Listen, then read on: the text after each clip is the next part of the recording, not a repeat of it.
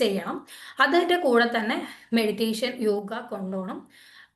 എന്നിട്ടാണ് നമുക്ക് പെട്ടെന്നൊന്നും നമുക്ക് സൈക്കാട്രിക് ഇൽനെസ്സിന് മെഡിസിൻ കഴിക്കുന്നവർക്ക്, അല്ലെങ്കിൽ സ്ലീപ്പ് കുറെ കാലമായി ഇല്ലാത്ത ആൾക്കാർ, സ്ഥിരമായി മെഡിസിൻ കഴിക്കുന്നവർക്ക് അത് വിഡ്രോ ചെയ്യണം എന്നുള്ളൊരു കണ്ടീഷൻ ഉണ്ടെങ്കിൽ നമ്മൾ ഇത്തരം സപ്പോർട്ടീവ് ആയിട്ടുള്ള ട്രീറ്റ്മെന്റ്സ് കൊടുത്തുകൊണ്ടാണ് നമ്മൾ അവരെ വിഡ്രോ ചെയ്യിപ്പിച്ചിട്ട് കൊണ്ടുവരുന്നത്.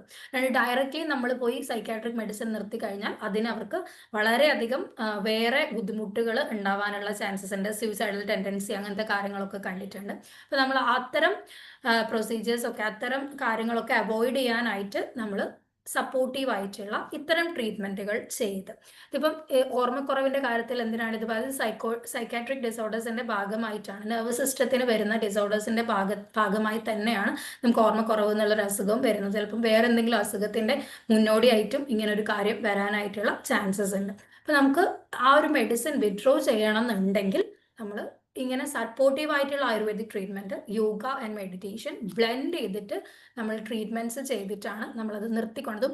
വലിയൊരു പ്രൊസീജിയറാണ്. കുറേ കാലം ക്ഷമതയോടെ ഒരു 6 months അല്ലെങ്കിൽ 1 year ഒക്കെ നമ്മൾ മെഡിസിൻസ് കണ്ടിന്യൂ ചെയ്ത് സ്റ്റോപ്പ് ചെയ്ത് കൊണ്ടുവന്നിട്ടാണ് നമ്മൾ കംപ്ലീറ്റ്ലി അതിൽ നിന്ന് വിഡ്രോ ചെയ്യിപ്പിച്ചിട്ട് കൊണ്ടുവരുന്നത്.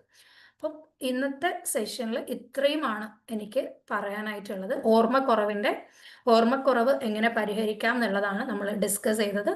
അപ്പം ഒരു ദിവസം കണ്ട് ഒരു ദിവസം ചെയ്തിട്ട് ഒരു കാര്യമില്ല. ഇത് വളരെ ഇമ്പോർട്ടൻ്റ് ആണ്. കൺസിസ്റ്റൻസി ഭയങ്കര ഇമ്പോർട്ടൻ്റ് ആണ്. 7 ദിവസം ചെയ്യണമെന്ന് ഞാൻ പറയുന്നില്ല.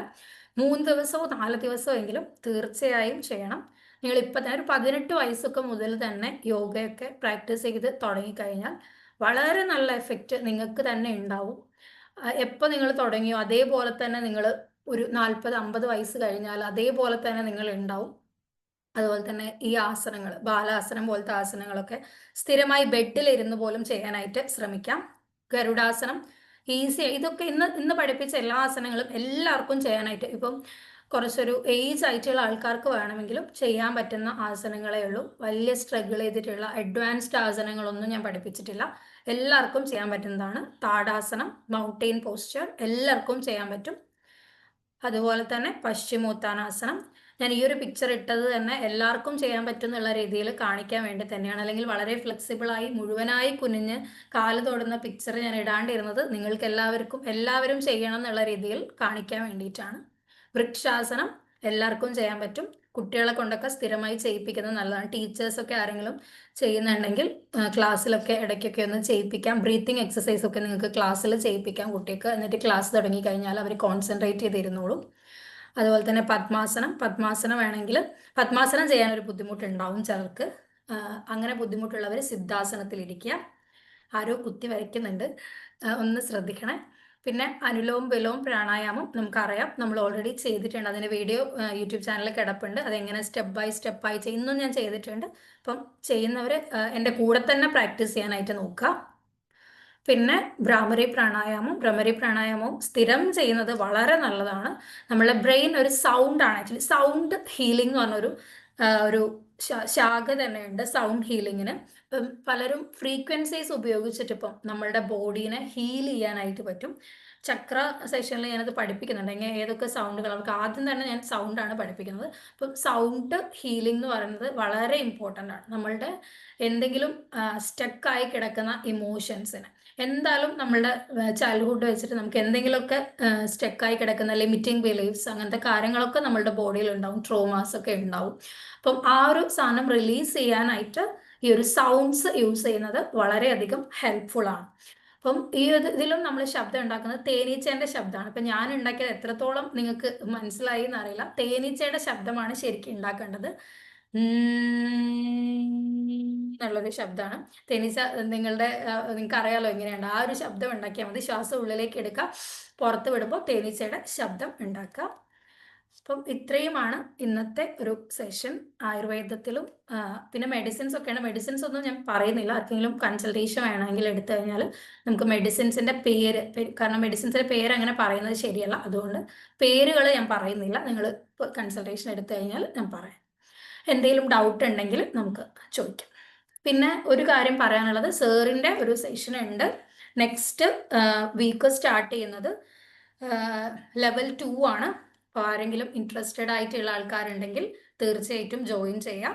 നമുക്ക് യൂസ്ഫുൾ ആയിരിക്കും. അത് മാത്രമല്ല, നമ്മൾ ഇത്തരം ക്ലാസ്സസിലൊക്കെ നമ്മൾ ഇൻവെസ്റ്റ് ചെയ്യണം. നമ്മൾ ഇൻവെസ്റ്റ് ചെയ്ത് കഴിഞ്ഞാൽ അതിൻ്റെ ഒരു ബെനിഫിറ്റ് നമുക്ക് തീർച്ചയായിട്ടും ഉണ്ടാവും.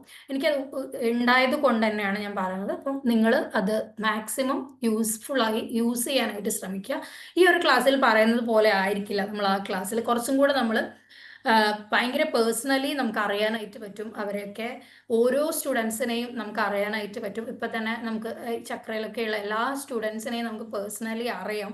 അവരുടെ എല്ലാ കാര്യങ്ങളിലേക്കും നമ്മൾ കടന്ന് നമുക്ക് അവർക്ക് ഇൻസ്ട്രക്ഷൻസോ അല്ലെങ്കിൽ അവർക്ക് ഹെൽപ്പോ എന്തെങ്കിലുമൊക്കെ കൊടുക്കാൻ പറ്റും, സജഷൻസ് കൊടുക്കാനായിട്ട് പറ്റും. അവരുടെ കാര്യങ്ങളിലൊക്കെ നമുക്ക് ഹെൽപ്പ് ചെയ്യാനായിട്ട്, നമുക്കും കൂടെ ഭാഗമാകാനായിട്ടും ഹീൽ ചെയ്യാനായിട്ടും ഒരുമിച്ച് ഹീലാവാനായിട്ടൊക്കെ സാധിക്കും. അപ്പോൾ തീർച്ചയായിട്ടും നിങ്ങൾ ക്ലാസ്സിൽ ജോയിൻ ചെയ്യാനായിട്ട് ശ്രമിക്കുക. പിന്നെ വേറൊരു സെഷൻ്റെ ഞാൻ പറഞ്ഞിട്ടുണ്ടായി, പ്രദീപ് സാർ ഇന്നലെ ഗ്രൂപ്പിൽ ഇട്ടിട്ടുണ്ടാവും. നമ്മളൊരു സെഷൻ്റെ പറഞ്ഞിട്ടുണ്ടായിരുന്നു, ഒരു yoga and meditation practice session 3 days. അതാണ് ഞാൻ പറഞ്ഞത്.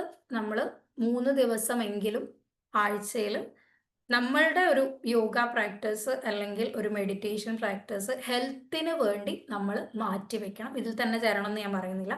നിങ്ങൾക്ക് അടുത്തുണ്ടെങ്കിൽ അവിടെ ആയാലും മതി. പക്ഷെ നമ്മൾ തീർച്ചയായും ഈ ഒരു കാര്യത്തിൽ ഇൻവെസ്റ്റ് ചെയ്യണം. ഈ ഒരു കാര്യം നമുക്കൊരു ഇൻവെസ്റ്റ്മെന്റ് ആണെന്ന് നമ്മൾ മനസ്സിലാക്കുന്ന ഒരു സമയത്ത് ആണ് ശരിക്കും പറഞ്ഞാൽ നമുക്കൊരു അതിൻ്റെ ഒരു റിസൾട്ട് കിട്ടി തുടങ്ങാം.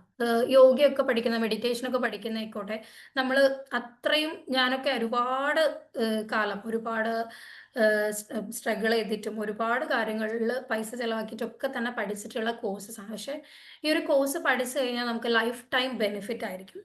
അതുപോലെ തന്നെ നമ്മൾ ഒരു പുഷ് കിട്ടാതെ ഒന്നും ചെയ്യാത്ത ആൾക്കാരുണ്ട്. രാവിലെ എഴുന്നേൽക്കാനൊക്കെ ചിലർക്ക് മടിയുണ്ടാവും. അല്ലെ ചിലരാണെങ്കിൽ ഇപ്പം അവിടെ നിൽക്കട്ടെ, കുറച്ച് കഴിഞ്ഞിട്ട് എഴുന്നേൽക്കാം, അങ്ങനത്തെ. പക്ഷെ നമ്മളിപ്പോൾ ഗ്രൂപ്പായി ചെയ്യുന്ന സമയത്ത് നമ്മൾ ഒരുമിച്ച് ചെയ്യാനായിട്ട് തുടങ്ങും. അതാണ് ഗ്രൂപ്പും ഇൻഡിവിജ്വൽ ആകുമ്പോൾ നമ്മൾ തന്നെ സ്ട്രഗിൾ ചെയ്യണം. ഇതിപ്പം എല്ലാവരും ചെയ്യുന്നുണ്ട്, എല്ലാവരും എഴുന്നേൽക്കുന്നുണ്ട്, ആ ഒരു ടൈം ആകുമ്പോൾ നമ്മളും അതേപോലെ ചെയ്യും. അല്ലെങ്കിൽ നമ്മൾ ഒറ്റയ്ക്ക് കൂടുതലായിട്ട് സ്ട്രഗിൾ എടുക്കേണ്ടി വരും. ഗ്രൂപ്പായി ചെയ്യുമ്പോൾ അതിൻ്റെതായ ഒരു ബെനിഫിറ്റ് നമുക്കുണ്ടാവും. അപ്പം അത് നിങ്ങൾ ആലോചിച്ചിട്ട് തീരുമാനിക്കുക. ഇനി എന്തെങ്കിലും ചോദ്യങ്ങൾ ഉണ്ടെങ്കിൽ നിങ്ങൾക്ക് ചോദിക്കാം. ഫോട്ടോസ്, ഇന്നത്തെ ക്ലാസ്സിൻ്റെ ഫോട്ടോസ് അത് ഞാൻ ഷെയർ ചെയ്യാം. ക്ലാസ്സിൻ്റെ ഓൺലൈൻ സെഷൻ മിക്കവാറും റെക്കോർഡിങ് എനിക്ക് കൊടുക്കുന്നുണ്ടാവില്ല. കാരണം കുറേ പേരൊന്നും ക്ലാസ്സിൽ കയറുന്നില്ല എന്നുള്ളൊരു സാർ പറയുന്നുണ്ടായിരുന്നു. അപ്പം റെക്കോർഡിങ് കൊടുക്കുന്നത് നമ്മൾ ആലോചിച്ചിട്ട് ചെയ്യുന്നുള്ളൂ. വേറെ ആർക്കെങ്കിലും എന്തെങ്കിലും പറയാനുണ്ടോ? എന്തെങ്കിലും ഡൗട്ട് ഉണ്ടെങ്കിൽ ചോദിക്കാം. മാം, ആ, ഈ പ്രാണായാമം ചെയ്യുമ്പോൾ നോസിന്റെ ഏതെങ്കിലും ഒരു സൈഡ് എപ്പോഴും അടഞ്ഞിരിക്കും, അതെന്തുകൊണ്ട്? അത് അനുലോം വിലോം പ്രാണായാമം ചെയ്യുമ്പോൾ മാത്രമേ നമ്മൾ അങ്ങനെ ചെയ്യുന്നുള്ളൂ. വേറെ 2 മൂക്കുകളും തുറന്നിരുന്ന് ചെയ്യുന്ന വേറെയും പ്രാണായാമങ്ങൾ ഉണ്ട്. നമ്മൾ ഇന്ന് പറഞ്ഞത് മെമ്മറി ബൂസ്റ്റിങ്ങിൻ്റെതാണ്. അതിൽ അനുലോം വിലോം ചെയ്യുമ്പോൾ നമ്മൾ അതിൻ്റെ ഒരു കാരണം എന്ന് വെച്ചാൽ നമ്മൾ ഇടത് ഭാഗത്തേക്ക് ഫുള്ള് കോൺസെൻട്രേഷൻ, ഇടത് ഭാഗത്തേക്ക് ഓക്സിജൻ സർക്കുലേഷൻ കൂടാൻ വേണ്ടിയിട്ടാണ് നമ്മൾ ഇടത് നോസ്ട്രിലൂടെ എടുക്കുന്നു എന്ന് പറയുന്നത്. അതൊരു ഫെമിനൻ എനർജീൻ്റെ കൂടാൻ വേണ്ടിയിട്ടാണ്. അപ്പോൾ ഇടത് ഭാഗം ക്ലോസ് ചെയ്യുമ്പോൾ വലത് ഭാഗത്തൂടെ എടുക്കുമ്പോൾ വലത് ഭാഗത്തേക്ക് കൂടുതൽ ബ്ലഡ് സർക്കുലേഷൻ അല്ലെങ്കിൽ ഓക്സിജൻ സർക്കുലേഷൻ കിട്ടാൻ വേണ്ടിയിട്ടാണ് അങ്ങനെ ചെയ്യുന്നത്. അതല്ല ഞാൻ ചോദിച്ചതേ, എപ്പോഴും ചെയ്തുകൊണ്ടിരിക്കുമ്പോ ഏതെങ്കിലും ഒരു നോസ് കൂടെ നമുക്ക് ബ്രീത്ത് എടുക്കാൻ പറ്റണില്ല, എപ്പോഴും അടഞ്ഞിരിക്കുകയായിരിക്കും. ഇന്നിപ്പോ ലെഫ്റ്റ് ആണെങ്കിൽ നെക്സ്റ്റ് ഡേ റൈറ്റ് ആയിരിക്കും, മാറി മാറി. അത് എനർജി ലാക്ക് ചെയ്യുന്നത് കൊണ്ടാണ്. അതിനൊരു എക്സസൈസ് ഉണ്ട്, നമ്മൾ ചക്രയിൽ പഠിപ്പിക്കുന്നുണ്ട്. നമ്മൾ ഈ ഒരു രീതിയിൽ നമ്മൾ രാവിലെ മോർണിംഗ് എഴുന്നേറ്റിട്ട് കൈ ഇങ്ങനെ വെക്കുക. കൈ ഇങ്ങനെ വെച്ചിട്ട് നമ്മൾ ശ്വാസം എടുക്കണം. ശ്വാസം എടുക്കുന്ന സമയത്ത് നമുക്ക് ഫീൽ ആവും ഏത് ഭാഗത്താണ് കുറവ് സ്ട്രെങ്ത്, ഏതാണ് കൂടുതൽ സ്ട്രെങ്ത് എന്ന് നമുക്ക് മനസ്സിലാവും. ഒരുപാട് സ്ത്രീകൾക്ക് വലത് ഭാഗത്തായിരിക്കും കൂടുതൽ കിട്ടുന്നത്. കാരണം മസ്കുലൈൻ എനർജി അവർക്ക് കൂടുതലാണ്. അപ്പം ചിലർക്ക് തീരെ കിട്ടുന്നുണ്ടാവില്ല ഇടത് ഭാഗത്ത്, ചിലർക്ക് നേരെ തിരിച്ചും ഉണ്ടാവാം. ഫെമിനൻ എനർജി കൂടുതലുള്ള ആൾക്കാരും ഉണ്ടാവും. ഈവൻ പുരുഷന്മാർക്ക് ചിലപ്പോൾ ഫെമിനൻ എനർജി കൂടുതലുള്ളവരുണ്ടാവും. നിങ്ങൾക്കത് ഏതാണ് ഉള്ളതെന്ന് നിങ്ങൾ കണ്ടുപിടിക്കണം. നിങ്ങൾ കണ്ടുപിടിച്ചിട്ട് ഇപ്പോൾ എൻ്റെ കാര്യത്തിൽ എനിക്കിപ്പം എന്താണ് ഫെമിനൻ എനർജി കൂടുതലാണ്, മസ്കുലൈൻ എനർജി കുറവാണെന്ന് വെച്ചാൽ വലത് ഭാഗത്ത് എനിക്ക് ശ്വാസം കുറവാണ് കിട്ടുന്നത് എന്ന് വെച്ചാൽ ഞാൻ വലത് ഭാഗം വർക്കൗട്ട് ചെയ്യണം. എന്ന് വെച്ചാൽ ഇത് രണ്ടും ബാലൻസ് ആവുമ്പോഴാണ് നമ്മൾ അലൈൻമെന്റിലേക്ക് എത്തുന്നത്. അപ്പം ഞാൻ വലത് ഭാഗത്ത് എനിക്ക് സ്ട്രെങ്ത് എൻ്റെ ശ്വാസം എടുക്കുന്നതിൻ്റെ ഇത് തോത് കുറവാണെങ്കിൽ ഞാൻ വലത് ഭാഗത്തൂടെ കൂടുതൽ എടുക്കണം. അപ്പൊ ഞാൻ ഇടത് ഭാഗം ക്ലോസ് ചെയ്യുന്നു, വലതിലൂടെ ശ്വാസം ഉള്ളിലേക്ക് എടുക്കുന്നു, വലതിലൂടെ ശ്വാസം പുറത്തേക്ക് വിടും. ആ ഒരു എക്സസൈസ് ഞാൻ സ്ഥിരമായി ചെയ്ത് കൊണ്ടുവരണം. 2 നോസ്ട്രിലും ഉള്ളത് അവസാനം കുറച്ച് സമയം മാത്രം ചെയ്താൽ മതി. എൻ്റെത് ഏതാണെന്ന് ഞാൻ മനസ്സിലാക്കണം. എൻ്റെ ഇങ്ങനെ ഒരു കൈ വെച്ച് നോക്കുക, ശ്വാസം എടുത്ത് നോക്കുക. ആ ഒരു സമയത്ത് എനിക്ക് മനസ്സിലാവും വലതാണോ ഇടതാണോ കൂടുതൽ സ്ട്രെങ്ത്തിൽ ശ്വാസം കഴിക്കാൻ പറ്റുന്നത്. ഇപ്പം ചിലപ്പം രാവിലെ നോക്കിയാലാണ് കറക്റ്റ് മനസ്സിലാവും. ഉറങ്ങി എഴുന്നേറ്റ് സമയത്ത് നോക്കുമ്പോഴാണ് നമുക്ക് കറക്റ്റ് ഏത് എനർജിയാണ് കൂടുതലെന്ന് മനസ്സിലാക്കാനായിട്ട് പറ്റുന്നത്. Okay, thank you ma'am. ഇനി എന്തെങ്കിലും ചോദിക്കാനുണ്ടോ? നമ്മള് ട്രീ പോസ് ചെയ്യുമ്പോഴ് കണ്ണ് അടച്ചു വെച്ച് ചെയ്യാമോ അതോ കണ്ണ് തുറന്നു വെച്ച് ചെയ്യാമോ? കണ്ണ് അടച്ച് വെച്ചൊക്കെ ചെയ്യുകയാണെങ്കിൽ നിങ്ങൾ ഭയങ്കര അഡ്വാൻസ്ഡ് ആയിട്ടാണെങ്കിൽ നിങ്ങൾക്ക് ചെയ്യാനായിട്ട് പറ്റും. അല്ലെങ്കിൽ ചിലപ്പോൾ ബാലൻസ് കിട്ടാൻ ബുദ്ധിമുട്ടാണ്. കാരണം ട്രീ പോസ് ചെയ്യുമ്പോൾ തീർച്ചയായും നമ്മളൊരു പോയിന്റ് കോൺസെൻട്രേഷൻ ആണ് ഉദ്ദേശിക്കുന്നത്. ഒരു പോയിന്റ് എടുക്കുക, ആ പോയിന്റിൽ കോൺസെൻട്രേറ്റ് ചെയ്യുക, എന്നിട്ടാണ് നമ്മൾ ബാലൻസ് ചെയ്യുന്നത്. ഇനി ബാലൻസ് കിട്ടിക്കഴിഞ്ഞു കഴിഞ്ഞാൽ